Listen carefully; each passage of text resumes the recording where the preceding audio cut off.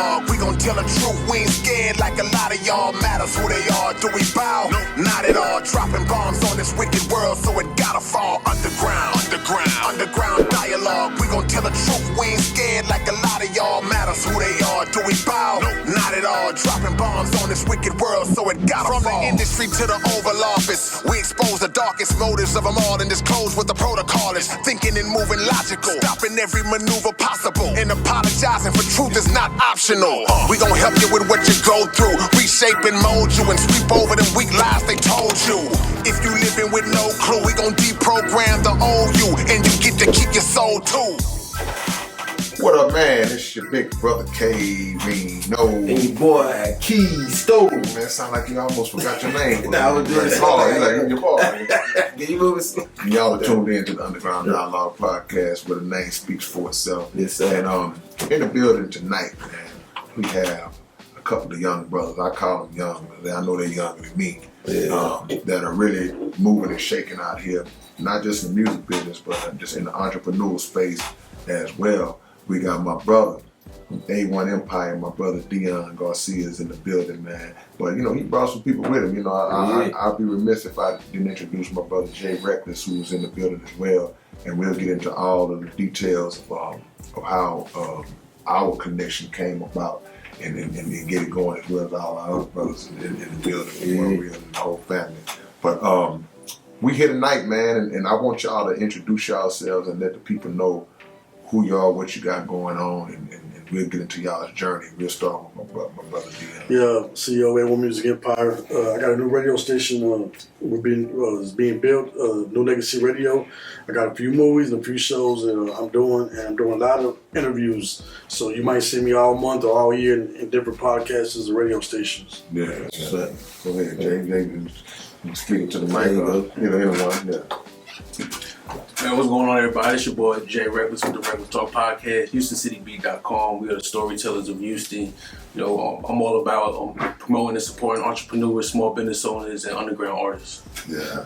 Now, Deon, man, you know, you've been doing this a minute, man, but when you was breaking down your introduction, you was just mentioning a few of the things that you have going on. You said something about a TV show and movies and all that.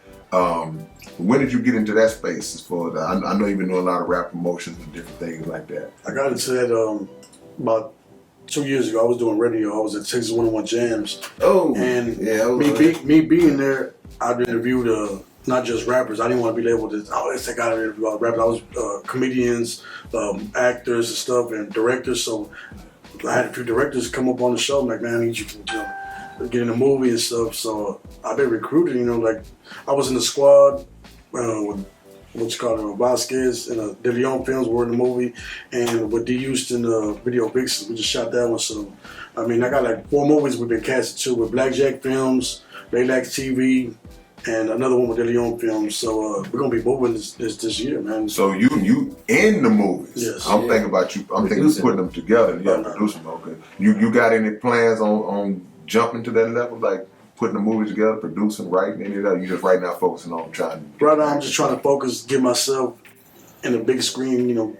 Getting more experience, and then from there, I want to be a director. I want to be behind the scenes now. I don't want to do radios no more, interviews. I don't want to do none of that. I just want to be from now on, just be behind the scenes. How long had you been doing the radio interviews and all that? About 2 years. So what made you say I don't want to do that no more?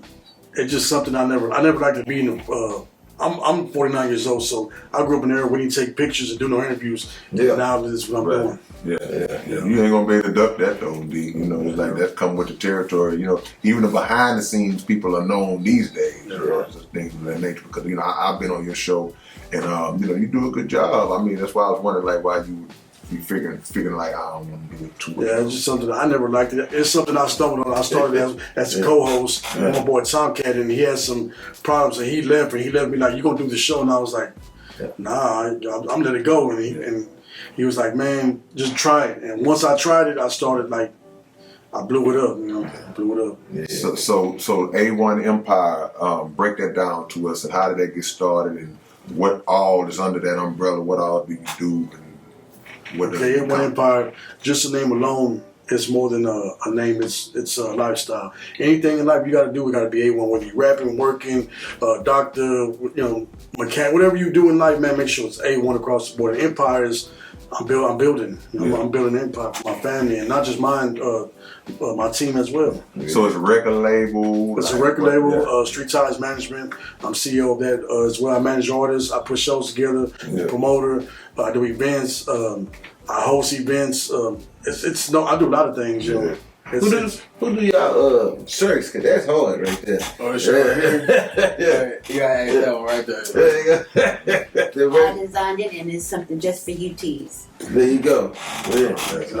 So you got the whole team in place. So everybody we see here is part of the team. They're the part of the team. It is everybody, or you got some more people? Oh, they won't even fit in the building. You know. Okay. It's a bunch of them. It's just that I've been dealing with J Records for a little bit, and I'm trying to work as a team. You know, the more we are, the stronger we are. And that's how my mind frame is.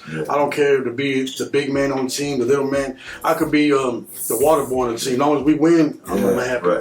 You know? So that's why I try to implement my guy right here. I'm trying to put him in places to where he could put other people in places. Together we're gonna. That's what the Empire do. We build. We're building. He gonna build. I'm gonna build. The artists that we got, T Phenomenal gonna build. I mean, we just got a bunch of artists we deal with. So together, man, as one, we're gonna move as a movement. I mean, roster building has always been the most important element to a successful label or anything that you're trying to do.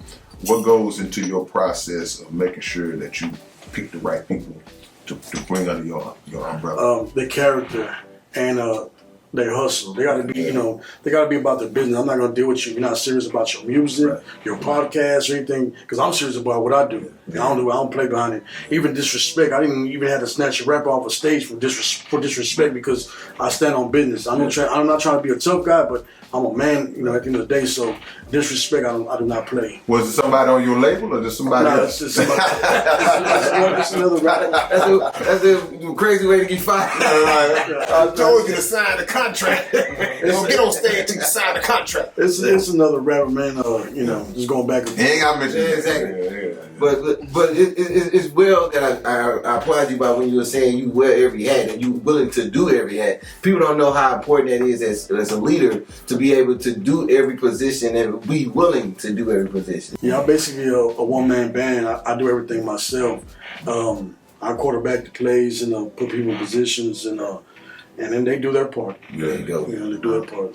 That's how it's supposed to go, man. Like I say again, the roster is very important, but more important than that is having people in place who understand what role that they have and accept the role, embrace the role, and then flourish in the role. Yeah. Because sometimes when you got too many people, too many personalities, you can get caught up in the ego thing. Somebody feeling like they're not getting enough shine, or why this person getting more attention than me and all. Is that something you got to juggle, or we've had that situation before. We had a group of 10 people, and two of the people on the group, they were like, they wanted to be in the front line. They wanted to be bigger than everybody. And to me, we're all equal. We got the same mission, the same goal. Right. Now, if you got that mentality, then you don't need to be a part of the team. Yeah.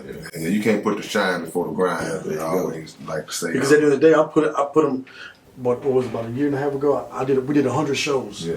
100 shows. Yeah. So I put every play together, every show together, put them on there with Lil Flips, Trey Zeros, Bubba Spark, Big Pokies, RIP. We did a lot of shows. So I put you on stages. You ain't do nothing but just get up there and rap. Right. I coordinate everything. Yeah. So I mean, they thought they was just trying to be big headed and stuff. So you could do it on your own end. Yeah. What do you look for in a potential artist that you want to bring in, even before you meet them? Just in your imagination, what are some of the criteria you say when I want an artist that fills these boxes? First off, man, it's loyalty. Because at the end of the day, right now we're at the bottom. So when we go to the top, I don't want you to do no shady business and try to we're all together. So if I win, I'm gonna bring everybody with me. And if we can't all go together, then I don't want to be there. Because this is not about me. This is about my team. This is about this. I do it for the people. Yeah. Do you go ahead, Keith? I'm gonna ask him, What did you have? What was your influence to actually be able to put together such a team and to attack the music business that you are? Being a leader, I've been a leader since a young kid. In my youth days, when I was 12 years old, I was involved in gangs. You know, my name, I'm from Trinity Garden, so secret bloods out there. So I ran a crew of people that know they know me. I'm 12 years old. I got people 17, 18, 15 in my crew. I'm one in my crew. I've always been a leader, and to this day, I'm still the same way. I just apply that in a different business aspect. Yeah. So at this point now, because you said you was young and you was in the gangs and all that, are you in a position now, at a point in your life now, where you want to try to help transition people out of that, or how's that working? The gangs, I have nephews. I try to talk to them, even some in my neighborhood. I go to my community and we do, feed the homeless. We give back the blankets and toy drivers stuff. I try to speak to the kids because all this is all alive, man. I represent the street and stuff that don't even belong to me. The white people come back and build something, tear it down and build it. So, it don't belong to me. And that's where I'm going, because, so many of us have been lost behind that false, that invisible turf war. Yeah. So it can't be a turf war. I can't go to war with turf if it's not mine. Exactly. And so we kind of get caught up in that dynamic, and a lot of young people, they've either died and went to jail behind that because we standing on a non-existent principle. Just that's how I look at it. But one thing I will say about that lifestyle is that, regardless of people like it or not, it does create a sense of family that a lot of brothers and sisters may not have had just in their own true blood family, just their relatives. So and a rites of passage. Yeah, without a doubt. So it's a lot of good principles that can be taken out of it. I just think that those of us who become OGs like yourself, we get to a point where we got that obligation to let's try to save some of these young people, save these lives like that, man. I want to bring my brother Jay Reckless into the picture for a second, man. I ran into this brother the first time at the Scout Bar at the SLM Awards. And the SLM is support local music. Okay. And shout out to those cats, man, who every year they put this awards show on, and they give acknowledgments to artists in all genres. That's where you got that shirt from? Yeah, without a doubt. They give acknowledgments and awards to artists of all genres. They don't really care if it be rock and roll all the way to country to rap to whatever. Best janitor gets an award, And I seen my homie Jay Reckless and you won best podcast, best host. Best host. You were nominated for the best podcast, and he got a podcast called Reckless Talk, man. So tell me a little bit about yourself, Jay, and go into it. Oh, excuse me. I'm originally from New York. Moody Houston, man. I love the culture. It's totally different from anywhere on earth. It's amazing, the unity, especially the underground culture, and I always knew I had a passion. My passion always been to help people. You know what I mean? So, I grew up, had a rough life, adulthood, doing things I shouldn't have been doing. And once I decided to get my life together, it's like I knew it was time. You know what I mean? So I was blessed to have this platform, and I never imagined it to blow up or to be sitting next to you. You know what I mean? To be sitting next to you guys. You know what I mean? And it's a blessing. There's no ulterior motive, and I got a segment called Reckless Reviews where I go to restaurants, I interview owners, do food reviews, we do food contests. I did one a few weeks ago at Fat Boys Pizza, the 2-foot pizza challenge. You know what I mean? Did one in Pasadena. I can't remember the name of the place, but did an 8-pound potato challenge. You know what I mean? So you eating the food? Yeah, we eating it. It was Spud Check. That was the Spud Checks in Deer Park. You know what I mean? It's just opportunities just arose. You know what I mean? And I've had athletes on my show. Retired athletes. Where are they now? Type of shows. You know what I mean? Open businesses. It's just crazy. I've had my homeboy Chad Tate. He was the first white man to pledge Alpha in the University of Florida in 1991 or 92, one of them. And then I started meeting artists. You know what I mean? Big shouts to PSK 13. You know what I mean? That's one of the guys that gave me a chance. You know what I mean? I would interview their artists. You know what I mean? Partner with them. And then we got into promotion, doing events. You know what I mean? man, we've been able to put over 60 artists on stage in the past 6 months. And then started doing comedy shows. You know what I mean, putting comedians on stage, and now we're working on a big event. I can't really speak on it too much because it's something that's never been done in Houston. Don't tell me. But it's going down. It's going down March 16th. I can promise y'all that. It's going down. We bringing something to Houston that's never been done. And man, but on the award aspect, it is definitely an honor. You know, when meeting you that night, I was like, wow. I met plenty of celebrities, plenty of artists. I've never been starstruck, but I want to thank you. You know what I mean? Because you are the culture. You know what I mean? And what you do, and what you bring. You know what I mean? And I believe the unity when it comes to the music culture in Houston. That's a lot to do with you. You know what I mean? When I first met you, like I said, I met plenty of celebrities, plenty of artists, and can I curse on here? Yeah, they assholes. You know, underground dialogue. You know, it's about a big show. You know what I mean? I've met a lot of assholes in the industry. You know what I mean? And to meet you, and you know, I don't. You know, you didn't know who I was. You know what I mean? So you real humble, man. You took time out to talk to me. You know what I mean? And I never expected to even be nominated for any awards. You know, I haven't been doing this a whole year. I think that when you focus on doing the work and all that other stuff, it just comes organically. If you can seek it out and you might still get it, but at the end of the day, if your first priority is the work, then all that other stuff takes care of itself. You know, just like D was talking about with building a team, and y'all talking about putting artists on stage. When you have a genuine love for the culture and for what I like to call the grassroots. You know, we're underground dog. That's my life. That's always been underground independent. So it's a love and a connection that we have to an artist who might not get the chance to perform somewhere. He might not be at the rodeo with Bun. He might not be on the big stage, but whatever stage you put him on, that's gonna mean so much to those young males and females that may not have had that opportunity, you know. So I mean, it's a good thing, man. Never look at it like, well, I'm just a guy just trying to do a little. No, everything you do is big, bro. Yeah. It's big and important. You know, one thing I've gotten just by listening to the collective, just YouTube, is the work is what me and Poser do during the day. You know what I mean? But the thing that y'all have that I've noticed is vision.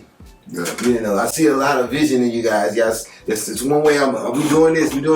What is these? This is a soda pops. Yeah. Y'all have maybe look like the Mexican Master P or something. I've been told that. Break down what we got here, man. Y'all see this root beer. Yeah, there's a root beer right there. So this is Otto's root beer. It's German. Big shout outs to Otto's root beer. Big shout outs to J Rack Distribution LLC. Those are actually my sponsors. Big shout outs to Mr. Bill. So it's actually a family recipe from the 1950s, originated in Pennsylvania. It's now brewed by Brew Nation in Huntsville, Texas. Right, okay. They're doing amazing things. You know what I mean? They're doing amazing things. The hip hop community is definitely back in there. I had a bunch of artists last week when we was at the show. Everybody in the club drinking root beer. You know what I mean? It's truly good. It's not filling, you know what I mean? I know you said you don't drink it. We're going to get you to drink I had to read the ingredients, but we're going to get you to drink one tonight. Okay, that's it's real dope. They just sponsored an event at Elsick High School yesterday. The cheerleaders are trying to get to nationals, so they was trying to raise money. So big shout out to Mr. Bill once again at Otto's Root Beer. They sponsored the whole thing, you know what I mean? Came and provided everything. I like how you still working with the glass. Yeah.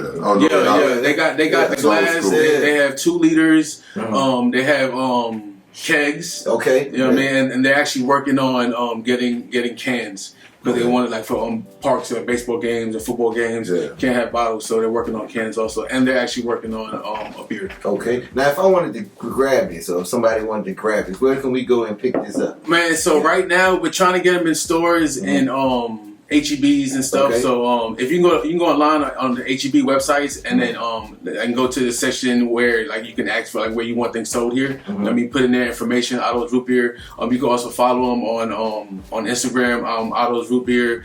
Same thing with Facebook. You can reach out to Mr. Bill and you know, we can get things shipped, and you know what I mean. Because there's been people asking all over the country for this. For people who don't know how that works, 'cause I don't know how it works. Like, if you do have a product that you're trying to get into the store, to the chain stores and all that, what's the process? What's the steps that you have to go through in order to solicit that to whoever's in charge of those chain stores to get your product?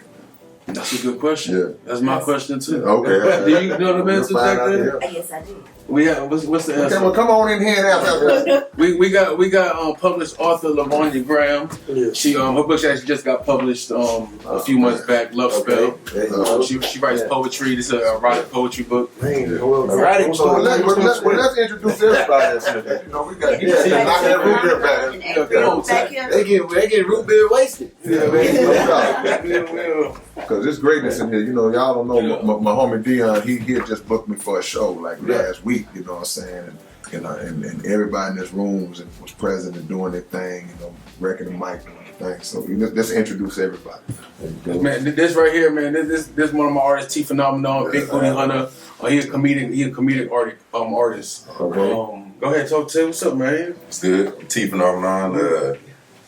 I'm T Phenomenon, new Houston artist. Just trying to come out and do my thing. Do funny music for y'all. If y'all don't know, when you check me out, my stuff is not too serious, but serious at the same time, and it gets its point across. So if you ever listen to anything I make, you'll get a good laugh, and that's all I want to do is see people with a smile on their face, because we don't have enough people smiling in the world no more. There you go. And we need to bring that back. Yeah, absolutely.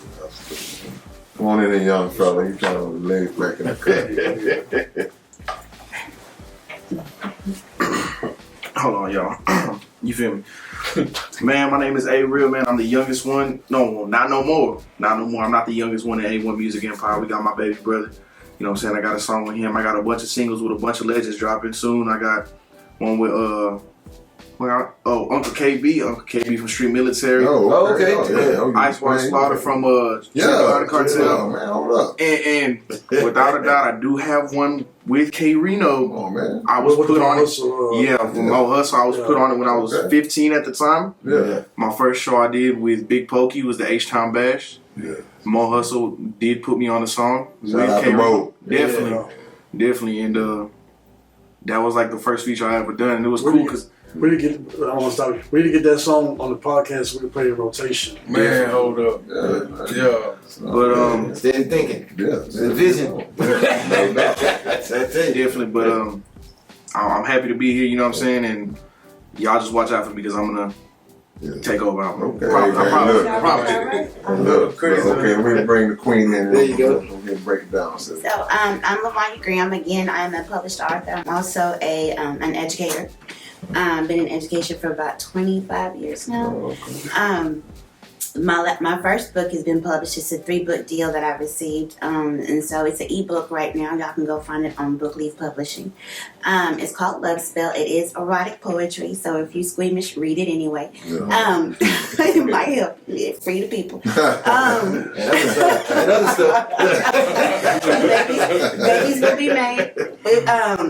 I'm also a travel agent. I have started several successful businesses and kind of given them to other people. I've done foundations for students and children and do things for empowering women. So I'm busy all the time, and being with Jay keeps me busy all the time. So in answering the question about how to get something in, if you create something new and that you want to get it into stores like that, you would have to make sure first that you got your recipe and that you block it off, meaning that you would need to basically copyright your recipe, copyright your intellectual property, get your logo, copyright that as well. Everything needs to be protected. Otherwise, somebody can come behind you and just take it, you know, and that's tragic. It happens a lot. It happens to a lot of people of color, as a matter of fact. But that's another show. Also, no, that's this show. Yeah, also, once you've done that, then it's all about the hustle. You know what I mean? You got to get your team, you got to get your hustle, and you distribute. And you go, you'll see Mr. Bill doing it right now. You do the the grassroots kind of thing. You are going to stores, you're going to restaurants, you're telling them, hey, I got this product, try it out, whatnot. And the best way to get it going is you do things with the community. Again, community liaison was one of my titles at one point. And so that's something that you do. You get in with the community. The best way to do it is to get in with the kids. If it's a kid-friendly product. If it is not, then you find a group of women, I guarantee you're going to make some money. Because women spend money. Right, man. Look, that's some game right there. Straight up, man. Because I just learned a lot. But one of the things that stood out, what she was saying was, get it to the community first, and that's one of the principles that apply. Like even with music, like you get a song hot in the streets first. Build a buzz. You get a product hot in the streets first, and then now all of a sudden, people who don't understand the business side of it, they asking the question, why isn't this in the store? Why can't I find this in the store? So that was some real. You take it on tour. Dope knowledge. Yeah, no question about it. And and not to just use old street analogy, but good dope sell itself. So I guess once the people jump on it, it's on and popping, man. So that's a beautiful thing, man. We want to transition because we like to talk about all kinds of stuff on the underground. Did y'all see the shooting at Osteen's church at Lakewood? Man, I've heard about it. I haven't seen it in no videos, but I did hear about it though. Yeah, they had a shooting at Lakewood Church this Sunday. Yeah, they said they shot a little kid too. Yeah, well, actually, according to the reports, the child was with the person who did the shooting. And I haven't heard anything recent, but they said the child wasn't going to make it. The shooter was killed. He took him out. When they took, I thought it was hurt. The transgender. But that's the end of that. But I was thinking about, cause I did a quick live stream on my YouTube channel talking about it, and I just want to ask y'all opinions on it because there's so many places that we go on a daily basis that you can just walk in. There's no security, no metal detectors, there's no search procedure and all that. And I'm a person, man, I'm in favor of search procedures, I'm in favor of metal detectors, anything that contributes to the safety of the people. And to backdoor that, you had the shooting that took place at the Kansas City Chiefs Parade. And there was like 22 people. Yeah. And one of the local radio personalities got killed. This lady, she got killed. So it's like the United States is like the poster child for mass shootings. It's always happened. And they showed like the list of every year.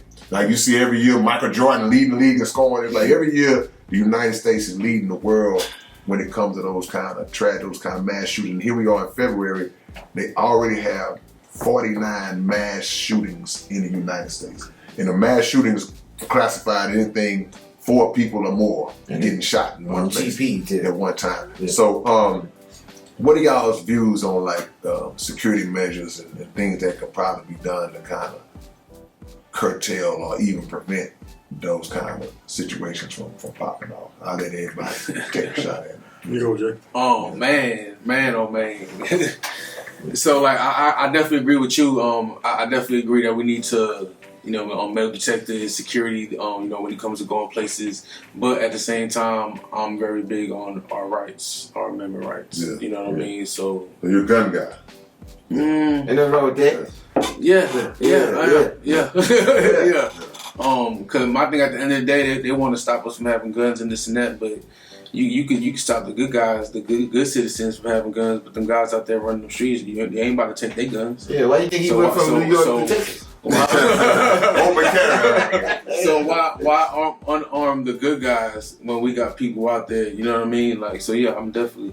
What about in events though? Events. Oh yeah, I would say me personally, I'm like, don't let nobody in with it. Either good guys or make sure everybody. I like to quote my minister, Brother Abdul Halim Muhammad. Shout out to him because at the mosque, you get patted down and searched before you come into the building, and he always say the same thing. He say, "Don't be offended by the check procedure, but just understand it's for everybody's safety. Because if a fight break out, it's gonna be a foul. Yeah, ain't nobody gonna be able to get the ups on somebody because they was able to pull. I just even when I go to the club, bro, when sometime I went to a club and people apologize, man, I got to search. Don't apologize for searching me, because I want you to search the dude behind me too. Yeah. So to make sure when I come in this bad boy, all I'm thinking about is rapping. That ain't to say anything can happen anyway.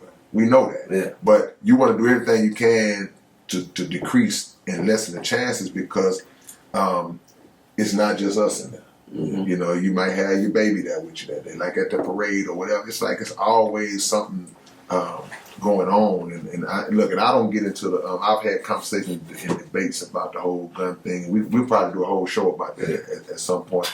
But I know that even your own personal weapon don't guarantee your survival in the situation. You know, it just gives you, I guess, a better shot. But How could they protect? How could they protect at the parade? Though? How they was gonna search them there? Man, that's a great question. A question that I don't necessarily know the answer to. You know, of course, anytime you have a big gathering like that, they're gonna have law. They're gonna have law enforcement out there. But you got 500,000 people out there. That's what I'm saying. It's hard to outnumbers the law enforcement by way 10, 24. So it's a situation where every scenario may not be able to be blocked, but you can just try to do the best you can. And remember the whole Trey Day thing that popped off some years back? And they put a lot of blame on Trey behind something that was out of his control. Somebody just passed by and was shooting or whatever. So, but I'm speaking more so in terms of inside events. Cause that lady had a whole trench coat. So here's the thing about that. So like I said, I definitely agree. You know, what I mean, especially on inside events, concerts. But if we have things happening now at these inside events and concerts, can we guarantee, if we searching everybody thoroughly, that not one weapon's going to get there? No, you know what I mean. You can't guarantee that nowhere, but you just have to do the due diligence to make sure. Like you got metal detectors, you got somebody that's taking the time to make sure thoroughly pat down there. I know in the Nation of Islam, they all on your shoes. They pull your keys out your pocket, brother. They take your keys and your wallet. So every due diligence has to be done to try to do the best you can to make sure that nobody's in that, because we sitting in rows. So I'm sitting here looking and clapping, but the dude with the weapon is right behind me. You know, so who gonna get it first? So, I mean, there's nothing you can do to 100% guarantee it, but like anything in life, you just take as high precaution as you can to try to reduce the chances as much as you can. That's just, you know, my view on it. I just think that personally, it could be you looking for a gun. You search somebody, they could have a blade, they could have a razor. You know, I've seen people use razors back in the day. They come from New York. Put it on the they go fed, give you a $1.50. No, it's for weapons in general. It ain't just about a gun. You know, like I said, a metal detector catch a knife or anything, whatever. You know, just like at the airport or whatever. But no, I mean, I just feel like the due diligence got to be done, man. Cause you know, babies. And see, you wake up and you decide, hey man, I got tickets to this event. I want to bring my family out. You don't come to that for that, man. And you got these sickos at the crib on the internet plotting and planning to do something to folks who have done no harm to them. These cats ain't did nothing to you. And you sitting around in your own crazy insanity, and you decide you're gonna come and just go to school and kill some elementary children, or go into church and shoot up people in the church. And see, that's the type of stuff that got to be shut down, in my opinion. I don't have remorse for people who do that. I don't even care if you have a mental illness. You know, when you take that approach, then you know you get whatever it is that you get. That's me. So And everyone's a mental illness that happens, if you notice, right? They're all mental. But depending on who do it. Yeah, exactly. Everybody, exactly. There wasn't no mental illness in slavery. And like I say, you know, if the Kansas City Chiefs parade, that was reported to be just some people that got into it, which didn't happen anyway. That's what they're saying. We don't know. But the Lakewood thing was just somebody who flipped out. The guy in Buffalo who went to the grocery store is somebody who flipped out. And people say false flag, all that. You know, we'll get into that in another time. But at the end of the day, they are very selective. The media is real selective on how they label No. the perpetrators. Yeah. So if they look like us, oh yeah, they gonna go into your whole history. Or he's got a criminal record. He did this. He did that. He did that. But if somebody white, of course, and he has a history of mental illness, and I'm like, nah, man. Schizophrenia. Yeah. He was troubled. He just got fired. Yeah. So the playing field is not For level. that guy. Yeah. Oh man, it's worse. Yeah, without a doubt, but the playing field ain't level, man. But we have to also not just depend on law enforcement. We gotta be a community, like we talking about. We saying building the record label, building our company. We gotta hold each other accountable too, like and I know we do too for the most part. Because if we was standing around somewhere, and some cat was going in the bag, pulling out, we would all just run, which is what we should do, but. The accountability is on everybody. Because at the end of the day, man, it's about keeping these babies and our women safe because it's somebody home right now planning the next one. We went February, man. I already had 49. Beginning of February. Yes. It is what it is, man. We got the homies in the building, man. A1 Empire up in this thing, man. Deon booked me, like I said, the other week for a show, man. I was glad. And y'all did a great job just putting that whole thing together. How long have you been just putting shows together, and what was your mindset going into? I want to start booking these events, and because everybody doing it, it's just like podcasting, it's just like radio stations. How do you navigate through all of the other 10 million people that's trying to do the same thing and make yourself stand out?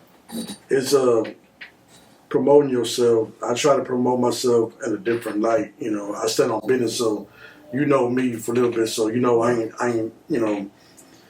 funny or send a backstabber. So I guess it's about creating relationships with people and stuff, and they know that, hey man, this guy I see him in every show. He's always bring his arms. They perform, they do well, and he always communicate with the people. That's what I'm trying to bring. I'm gonna go to the show. I want my artists to come, perform, and network. Yeah. Get out there. Get it. Network with the people. You never know who's gonna be at that show. Yeah. You never know. So I just pride myself a little bit different. Well, I'm gonna tell you this, just on the real. Nothing makes an artist feel better or more comfortable than when he or she gets booked and then everything that was said that was going to be done ends up getting done. Facts. And I can vouch to say that when you booked me, everything he said that was going to happen happened. It wasn't no funny business with the money. It wasn't no this or that. It was everything was laid out exact. And that contributes to your reputation. That contributes to your credibility and to your name in the street, because the same way a bad name can spread quicker than a good name, in other words. So you can do everything right and you'll have people that'll co-sign and vouch for you, but the one time that your name get messed up out here, that's who you are forever. Yeah, they gonna drag. So it's important to always make sure, man, that you be about your word in life in general, but in business too, because that it ain't no coming back from that. Once the right person tell people don't mess with him, then ain't nobody gonna mess with him. It's plain and simple. But you did your thing, my brother. You did your thing. Appreciate you. Yeah. You got anything with that? Because I want to go into another dimension. Let's go. With all this beef that's going on in the rap game, man, we've been seeing it going on really for years. But over the years, it's starting to escalate in the last few years to where beef when I was coming up, and you ain't much younger than me, so beef when we was coming up, it didn't turn deadly. In a lot of cases, it didn't even get physical. It was more so we just kept it on wax, and whatever. But now you're starting to see a lot of situations where it's real. These cats is really taking each other's life behind that. I just saw where Nicki and Megan are getting into it. I don't know if y'all been following that or whatever. What do you think about this whole beef dynamic in hip hop, the way it is now, to where it ain't just about, I want to show you I'm a better rapper than you. I'm going to show you that I will kill you. It's crash out culture. Yeah. Crash out culture. Yeah. What y'all think about that? I think it more got to do with the internet. Yeah. A lot of people they do things for clout and these likes and these posts. And this internet, man, it can make you or break you. It could destroy your mind and your mentality, the way you look at life. And you could, people look at this lifestyle. Even when I tell my son, when you rap, if you do rap about sliding and stuff, it's cool. But talk about you could go to jail. When you kill somebody, you're gonna lose your life because your mama lost you, and then they mom them son lost the son, so nobody wins. Come on, son lost the dad. Yeah, so and then somebody gonna raise your kids. So at the end of the day, nobody wins. Yeah. You know what I'm saying? So I mean, you want to play a tough guy role? I mean, it ain't gonna last long. Everybody I know is either dead or in jail. Yeah, and people are not able to see that personal life is spilling over into the music now. And everybody ain't able to take what's being said on the records. I guess you gotta kind of know who you dealing with. This ain't just about who got the dopest bars no more. This is war for real. So when I saw Nicki and Megan, I don't think that's gonna escalate. These two female high profile female artists. So I don't see that escalating to that. But a lot of times it don't be the actual artists. It be the people that run with them. It's always somebody in this camp or that camp that decides to want to prove that they loyal to whoever, or it could be a crazy fan that decides that I ride with this one, I ride with that one, man. You even starting to see more beef in the comedy game than you seeing in the rap game. Comedians and I ain't never in my life seen more comedians beefing with each other than we seeing now. So I mean, it's just we I hate to say it, but we kind of in like a beef culture. Yeah. Now, Jay, with your podcast, I don't know what necessarily the main premises of what you like to talk about. Reckless. But reckless. Look, that's his name. I know he's reckless. He's slapping the hands off the guests. Do you feel like that a podcast or any type of show, any type of internet presence, does it have to be messy to be successful, bro? Not at all. Yeah. Not at all. 'Cause my podcast is very successful and it's 100% positivity. Yeah. I interview artists and or just business owners, like I said earlier. But not at all. But like Deon said, people are chasing numbers and chasing clout. You know what I mean? So that's what the people want. We're at a stage where that's what the culture is. You know what I mean? People don't want to talk about the positive. Yeah. You know what I mean? I can rack up 10,000 views in a day if I talk about something crazy. Right. But why? Right. You know what I mean? Like I'm trying to bring music back to where it used to be. Back in the 90s and the 80s and real hip hop. Yeah. You know what I mean? You mentioned the music beef, man. Big shout outs to my guy E45. You know what I mean? That hip hop beef, man. I love it when it's lyrical. Yeah, you know what I mean? Like it was back in the day. Right. Let's get to the pen and the pad, or let's freestyle some stuff, and let's get it. That's hip hop. Yeah. You know what I mean? So for him to come at me, and I don't do no negative on my show. Yeah. You know what I mean? He hit me up and he was like, Jay, man, this was around Christmas time. And he was like, Jay, man, I want to get back on your podcast. I got this beef. I'm not going to mention the other artist's name. We ain't trying to show him no love. You know what I mean? But he was like, I want to get back on. Let's promote this. And only reason why I agreed, because the music he's sending me that he's about to put out for these diss tracks, it's straight lyrical. Yeah. It's nothing personal. Yeah. And he even says it on here. Let's keep it to the pen and the pad. Right. Yeah. You know what I mean? And that's what hip hop is. Yeah. And I'm like, you know what? I don't do this beef stuff, but we riding till the wheels fall off. Yeah. Hey, let's do this. Let me ask you You know what I mean? How important is the pen and the pad? Very important. Yeah. But you could freestyle. You can freestyle all day, every day. Yeah. You know what I mean? You could go freestyle at a show, but man, there's a difference between an artist and a lyricist. Yeah. You know what I mean? Yeah. And that pen and pad is major. That's what major. Yeah. Yeah. That's what I was starting to think. I was like, because a lot of times now it's getting popular not to even do it, just to go in there and vibe out. And the music is suffering for a lot, to me, for that same reason. Yeah, it's very important. Can't pull out the pen and the pad, and the old dude that's said, all I know. the boy pull out that paper. But you know what? You're right. But you know what, too? I even cats who come off the dome and freestyle, I still view that as writing. You still writing. Because even with a pen and a pad, before I write it down, I still have to formulate it in my mind. The difference is that if I'm writing, I'm going to take a longer time to formulate it and make sure it gets to how I want it to look on the paper and how I want it to sound once I project it. But if you're freestyling, you just got to be quicker. You're formulating it a lot faster, and you're not actually physically writing, but you're still writing. You know, plain and simple. So that's why if I did a song, if I went in the studio right now and I did a whole song where I was just coming off the dome and I record it and I release it, I can still copyright it, those lyrics, because I said it. So it's still physically a work. It's a written work. It's just I just in the process of creating it, I didn't write it down. But this is your best work. Yeah.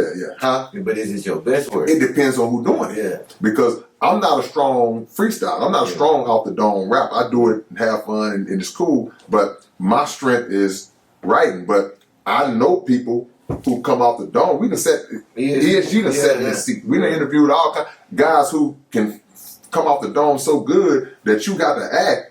Man, he wrote that, but he didn't. Yeah. That's just their gift.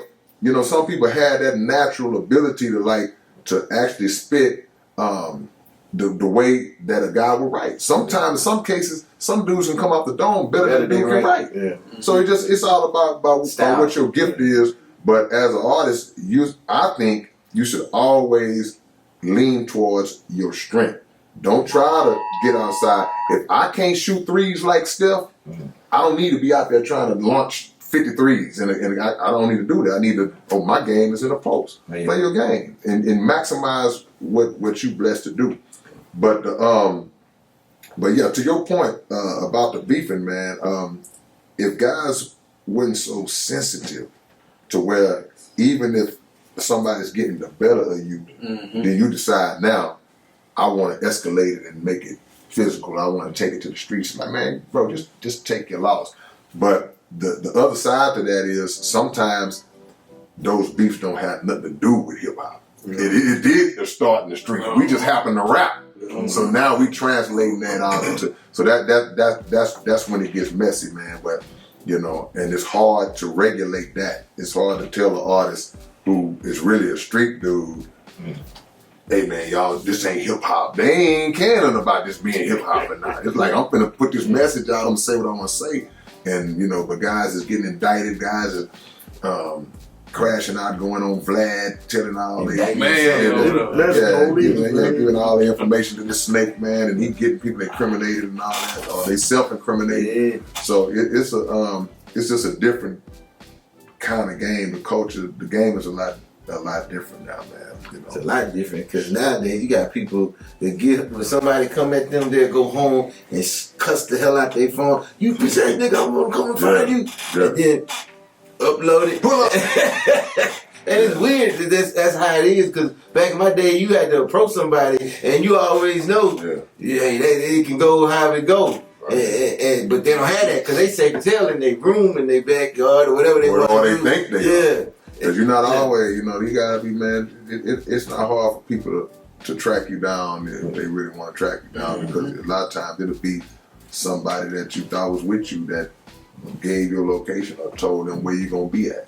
So that's why, like Jay was saying, it's better to always go towards the positive side just to remove yourself from that kind of energy. You know, I'm a big believer in the energy that you project, you know, and surrounding yourself with that because once you get to surrounding yourself with all that negative stuff, and a lot of times it's more so to prove a point, then it ends up just working against you in situations like that, man.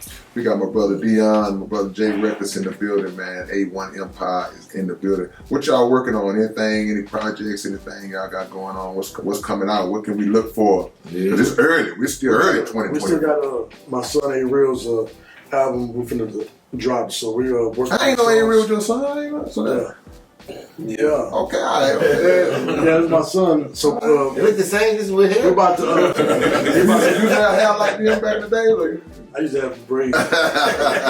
We're working on his album and stuff, and I have my 16-year-old son. We're working on his album. I have a 7-year-old son, baby CEO. So CEO, like we just started trying to do his album. So we're just trying to work. We're doing events as well. March 17th, Ronnie Spencer birthday bash at the Homo Civic Center. We have Susan Slab with Vic, and we also have the Crank It Up 5 with LB as well. So, and we have March 30th, the biggest pop-up concert at Trap Apparel. Shout out to Miguel Garza from TR Apparel, and shout out to H-Town Trap and Power Plays as well. Man, so everything Deon just said, I'll be doing media at, you know what I mean? Right. Also, we got T Phenomenon performing at the Crank It Up 5. Big shout out to T Phenomenon. We got Mason Your Face and Reggie performing out of Baytown, Texas. Also, I'm doing a lot of media this year. You know what I mean? I do media for the Houston Energy. It's a championship professional women's football team. Yeah, okay. And everybody listening or listening in the future know that this is not lingerie. They wear pads. They hitting.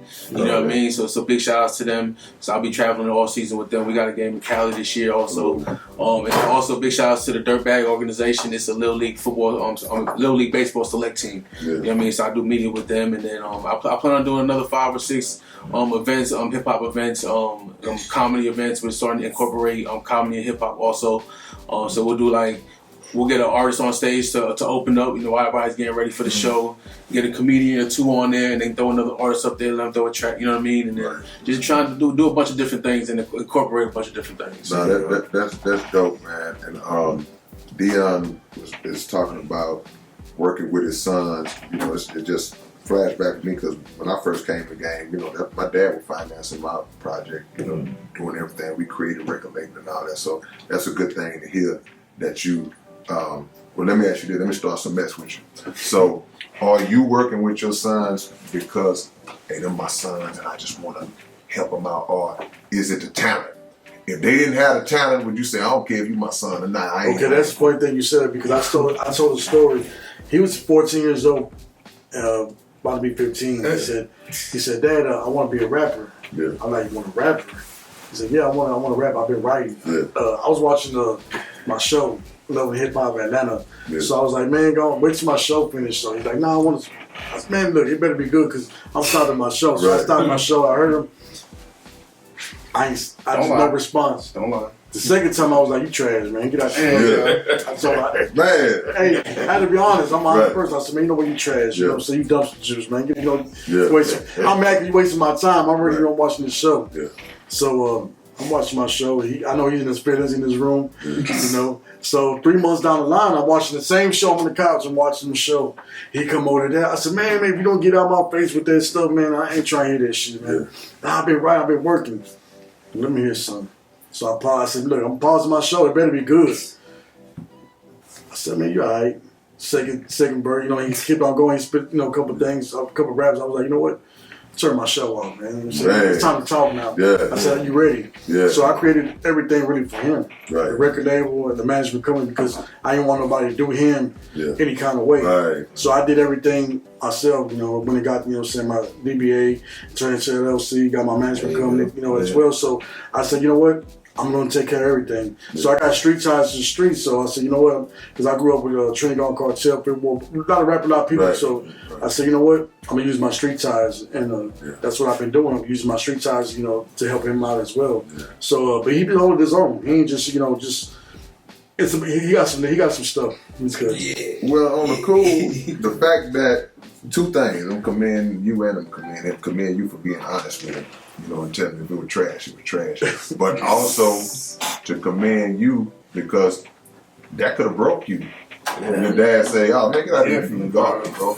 That could have made you say, well, I don't do that. So something in that made you go back in the lab and say, okay, well, let me get better.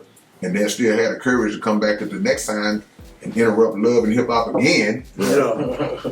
And then he recognized that you got better. Yeah. You know, so what went through your mind when he first told you that you was trash, get out of my face? It was harsh, I'm not gonna lie. Yeah. It was harsh. I was 14. I was like, all right, you know what, I'm gonna accept the fact. And I went back to my room, you know, I had my little setup in my closet, I'm looking at it, I'm like, damn. How am I gonna turn this into an actual studio? And how am I gonna get to where I gotta be later on in the future, where I'm at right now, sitting next to you feel me? And it was just something that he said. It helped me understand that hate come with the game, and not only that, people got to be honest, because if they're not honest, you just telling you a lie, you know. Yeah. And I love Pimp, so I remember this interview Pimp did with some young kid. He was interviewing Postcard Pimp. Show 2007. Told you it's big. Big ups to 97.9 The Box. But we have the man right here. That's right. He's home. UGK for life. I'm talking about Pimp How old are you, C. man? I'm 15, sir. I made my first record when I was 16 years old, man. Hey, man, let me tell you something, man. Don't let nobody tell you can't chase your dream and go do what you want to do, man. It's out there for you to get it, man. See this man out here getting it, man. We out here getting it, putting their face. Man, it's, you know what I'm saying? It's I ain't gonna say how many years later on it is, but it's a whole bunch of years later. You know what I'm talking about? But we still looking good in the hood. You know what I'm talking about? Tabernacle Sanctuary, Alligator Souffle. It was like, don't let nobody say you can't make it, man. I made my first record when I was 16, and big Pimp fan. By the way, I went to Ronnie's house upstairs, showed me unreleased Pimp. Yeah. Man, it was crazy. Right. But this was something I actually wanted to do. I've been wanting to do this since I was in 8th grade, and I just kept putting in work to actually better my lyrics and how to do punchlines and do everything. But I know he's not gonna lie to me. He's straightforward. So if it's trash, it's trash. I just gotta go back and work on it. Like that song with KB I did. Trash. I told me too. I mean, I'm honest with him. I'm like, man, you know. Yeah, you can't play with KB. You can't play with something different. Yeah. But you know what, man? I ain't gonna lie. I tell people all the time, you rather get the true critique from within your circle than somebody don't care about you and let you put some garbage out. Not the whole world telling you how boo-boo it is, you know. So that's the beauty of it, man. But Pops ain't gonna lie, you know. Pops gonna keep it real. He gonna shoot straight with you, and that's what you want. But it's not the criticism. It's how you take it. It's how you absorb it and what you do, what you translate it into after the fact. If you get in your feelings and be weak about it and cry about it, then you're not built for this no way, because there's gonna be times you're gonna get on the stage, the crowd ain't gonna be feeling it. There's gonna be times you play a song. You know, back in the day we had Rush It or Flush It on the radio. Yeah, I remember that. Yeah. And I know Deon, you don't know to remember. And man, it's never a more frightening feeling, bro, than when they playing your song on Rush It or Flush. You got no control. You just gotta wait and see what the call is. And they said the call ins was live. First time I was ever on there, it's like, Rush It or Flush It. First two, flush it. Second, flush it. You're like, oh man. Then you got about 3 rushes in a row. You calm down. So if you in this industry, even in the podcast space, even in the radio space, you're not necessarily an artist, but you always putting yourself out there. You vulnerable. You opening yourself up for the arrows and the shots. You know, so it take a lot, man. I don't care if you get in front of 12 people.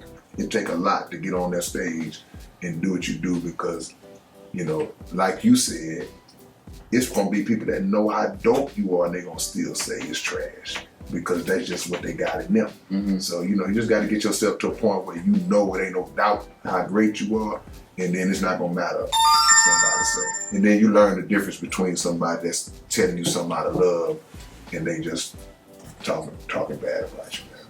Yeah, that was a cool little situation, man. You know, give me flashback, because my dad the same way, man. My dad tell me today that something I made was trash. You know, I've been doing this 40 years. You know, so it's never, you're never out the water. You're never safe. You're never out the woods on it, man.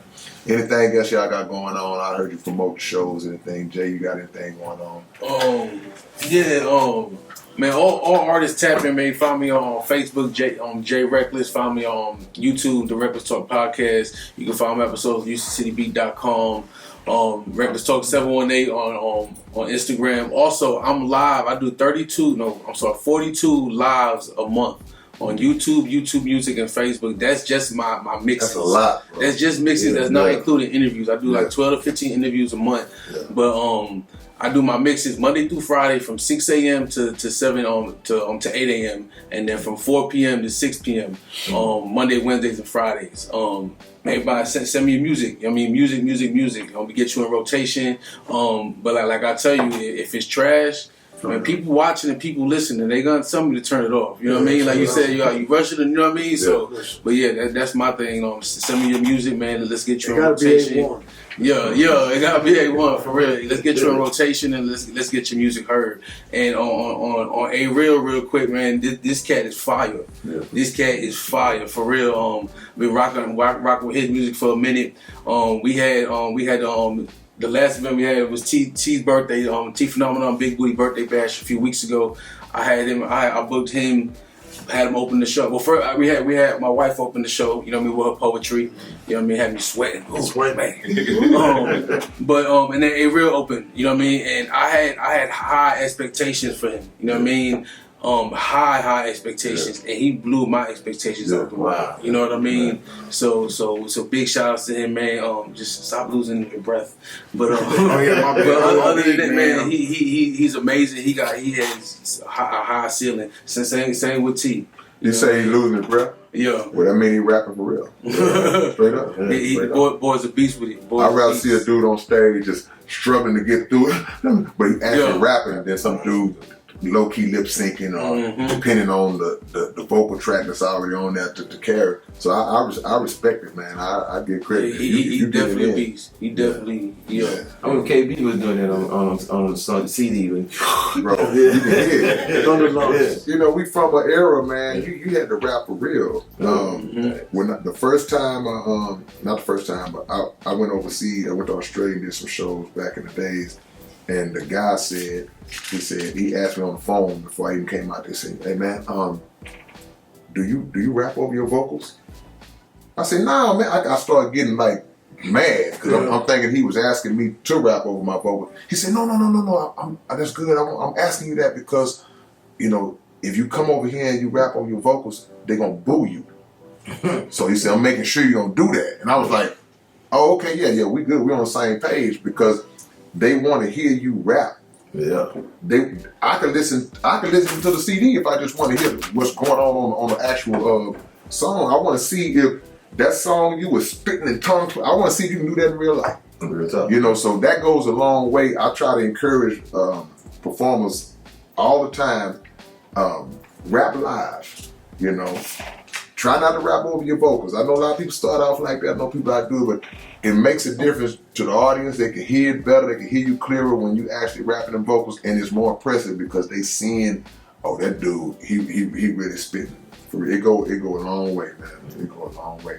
What do you think, D, that it takes in this day and age for an upcoming artist to actually what they refer to as blow up? Like in the last few years, it to me, and y'all can correct me if I'm wrong, it's been a long time since Houston had an artist that kind of just popped out. We would go through little pockets here and there. You know, we can go all the way back to when the Ghetto Boys first popped out. Then we can go to that whole Mike Jones. We can go to the Screwed Up Click Flip era and all. Then you go to the Mike Jones Power Wild Comedian, that Slim era. Now we seeing, to me, the latest one would be that Mexican OT. Yeah. You know, what do y'all think it takes to get to that next level and pop off? And because we see it so few and far in between. Now we get one every so many years, unless you count the Travis Scott or Megan that kind of did on the mainstream level.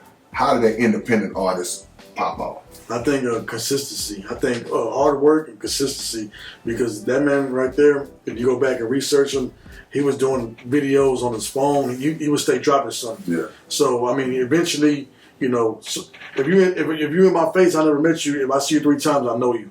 So I mean, he would stay dropping in people's faces and going to all these shows and bringing the team with him. Yeah. And that's all he needed. Right. That's all he needed. He was going to blow up. So that's why I tell him and all these other guys, you know, we need a team, a strong team, and stay consistent. Don't give up, and hard work. You're bound to get in there. You're bound to get in there. And two, if we have a team, like we were talking about rosters and teams this whole interview.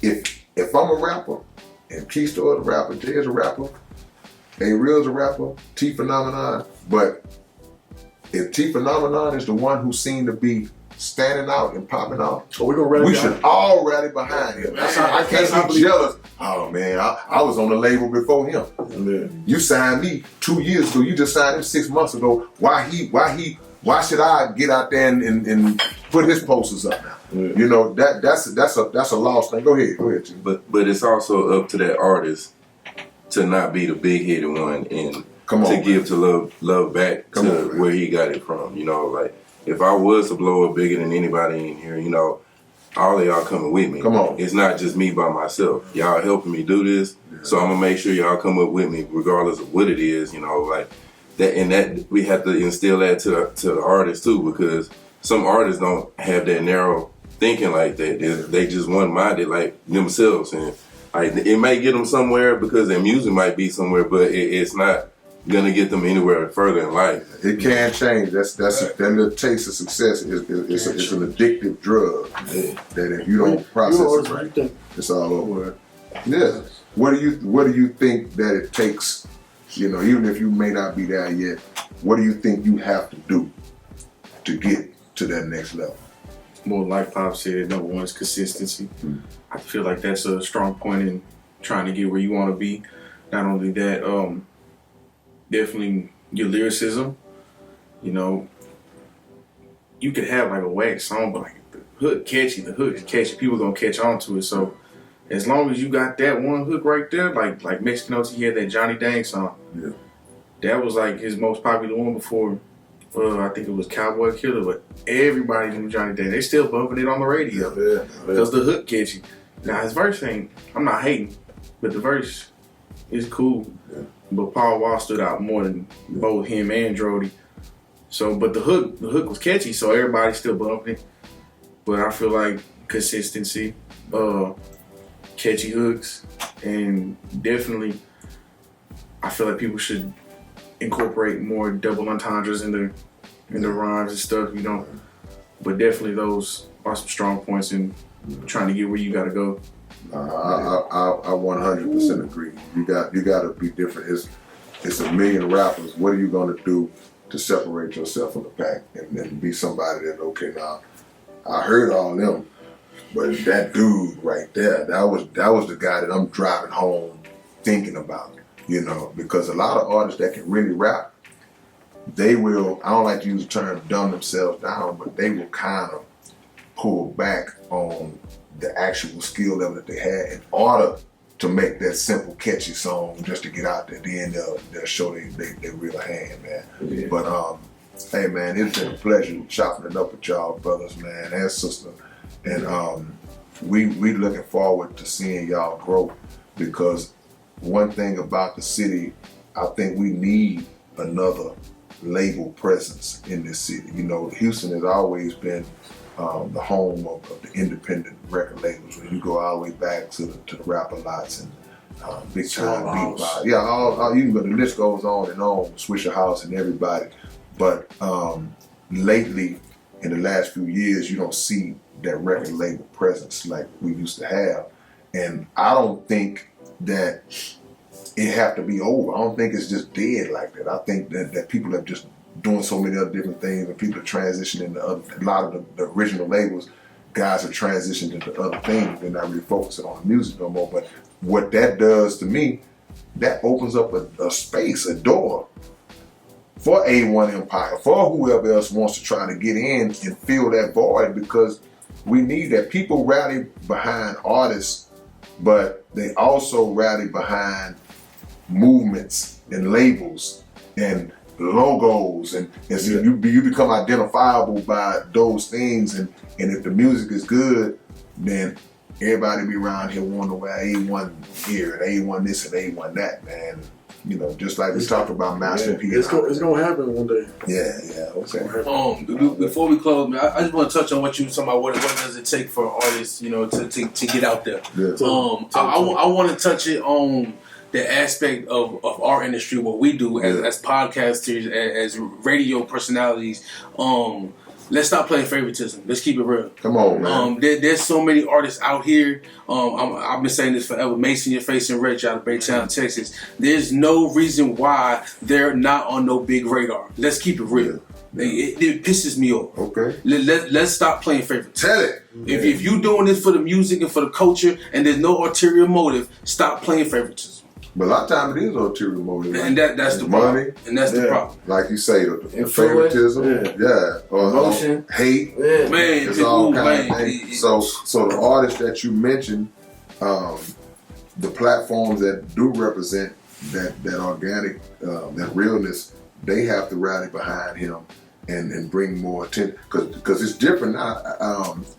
You would think it would be easier for an artist to kind of pop off now with all other avenues, with their own social media, number one, but different podcasts and radio stations, internet outlets, that it would seem easier, but I guess with it being so many artists doing it, it's still a rat race, you know. But yeah, but it's a money game. It's gonna always be a money game. Yeah. You know, never let nobody tell you any different. It's gonna always be about the bread. If you walk into one of these radio stations tomorrow with $35,000, $40,000 and your son's single in your hand, he's gonna be on the radio. Mm-hmm. You know, but it shouldn't have to take that. But we know we're dealing with corporate interests that's how the game is played. But that would never stop that underground, because that underground will put you up, you know, and on a level that nobody ever saw coming, and you'll make it to certain levels without even having to go through those kind of avenues. And any money that gets spent is spent on your terms and marketing and promotion and getting that name out there like that, man. Straight up. So, if anybody got anything else? You can tell me where to follow you again. People. Go ahead and follow me on Facebook, Jay Reckless, on YouTube, the Reckless Talk Podcast, on THA Reckless Talk Podcast, Reckless Talk 718 on Instagram. And big shout outs to my guy Mixed Breed, man, second generation Screwed Up Click, my guy LMFJ, one of the top producers and DJ in the country, man. Big shout outs. Respect, man. Y'all see what it is, man. These brothers have fed us well. Yes, sir. A1 Entertainment, A1 Empire. Let's get it straight, man. Thank y'all for coming on the show. Thank you for all of the knowledge that y'all have shared with us, man. Thank you, sister, for the knowledge you shared. T Phenomenon, A-Real in the building, man. It's your big brother, K-Reno. And your boy, Keith Stove. Underground Dialogue Podcast, where the name speaks for itself. Much love to y'all. Yeah.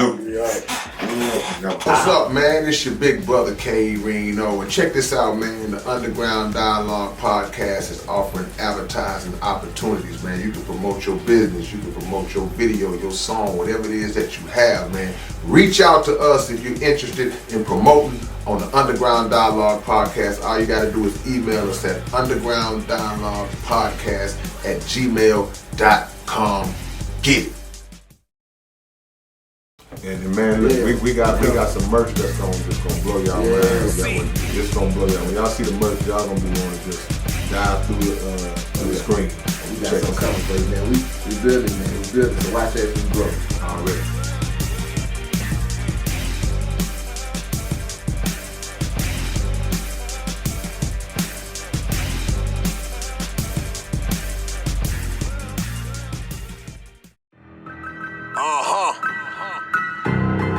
I wonder if they ready. They ain't ready to have this conversation. Or these kind of conversations. But guess what? We gonna have them anyway. Underground dialogue. We gon' tell the truth. We ain't scared like a lot of y'all. Matters who they are. Do we bow? No, not at all. Dropping bombs on this wicked world, so it gotta fall. Underground dialogue. We gon' tell the truth. We ain't scared like a lot of y'all. Matters who they are. Do we bow? No, not at all. Dropping bombs on this wicked world, so it gotta fall. From the industry to the Oval Office, we expose the darkest motives of them all and disclose what the protocol is. Thinking and moving logical, stopping every maneuver possible, and apologizing for truth is not optional. We gon' help you with what you go through, reshape and mold you, and sweep over them weak lies they told you. If you living with no clue, we gon' deprogram the old you, and you get to keep your soul too.